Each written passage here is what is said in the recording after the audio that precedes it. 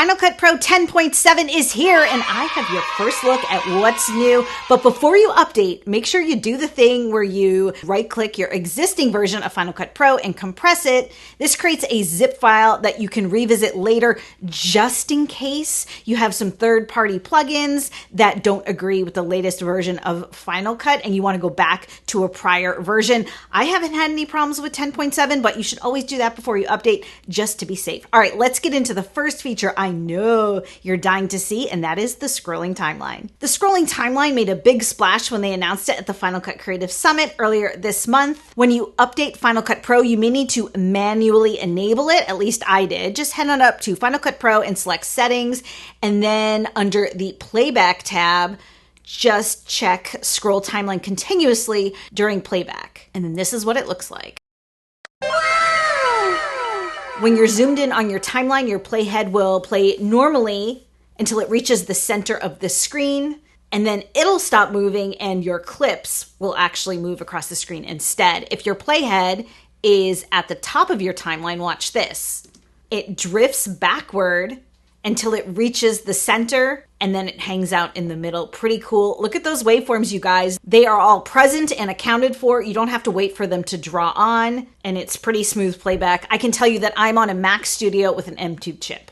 The next new feature in 10.7 is a way to clean up a sloppy looking timeline like this. If you have lots of overlapping connected clips and you want to tidy up that timeline, just marquee select them, right click, and select Collapse to Connected Storyline. This new connected storyline doesn't really change the way that your video looks. It just tidies up your timeline based on the way that you had arranged your clips to begin with. In Final Cut Pro 10.7, we also got an upgrade to the existing object tracker. This isn't a new feature and the workflow is the same, but the object tracker is more accurate now when you set it to machine learning. So to demonstrate what's new, I've got this little drone shot here, and I'm going to attempt to track this little Mini Cooper. Now, what makes this challenging is you can see it kind of disappears behind these palm trees in the foreground. So I'm going to cue up my playhead to where I can see the Mini Cooper in all its glory. Let's add a tracker.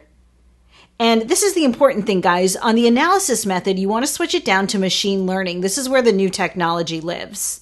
Let me just resize and reposition my tracker and hit analyze. And if I just arrow through my timeline here, you can see how good the track is on this Mini Cooper, even as it disappears behind these palm trees. If you look at the last version of Final Cut Pro, you can see that the object track, even set to machine learning, has a harder time tracking this very same car behind these palm trees.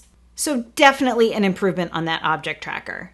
And by the way, guys, Apple Motion also got an upgrade to the object tracker as well. So make sure you update your Motion app too. All right, the next new feature in Final Cut Pro 10.7 is that now you can have separate video rolls and audio rolls for the same clip. In previous versions of Final Cut Pro, when you assigned a clip both a video roll and an audio roll, in your timeline, only the audio roll showed up. It took precedence over the video roll. Now, when you expand your video and audio, you can see the two different rolls in your timeline.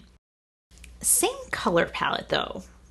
All right, and the last new feature to drop in 10.7 is what is called segmented exportation. If you enable segmented exportation upon export, if you're exporting with H.264 or HEVC specifically, Final Cut will break up your timeline into smaller sections and then process those sections simultaneously. So your processing time on your exports will be reduced. Allegedly. Let's put it to the test.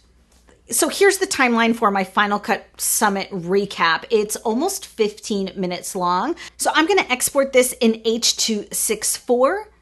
And if I click on over to settings, you can see that I have not allowed for export segmentation. I'm going to start my export and my stopwatch at the same time. Let's see what happens.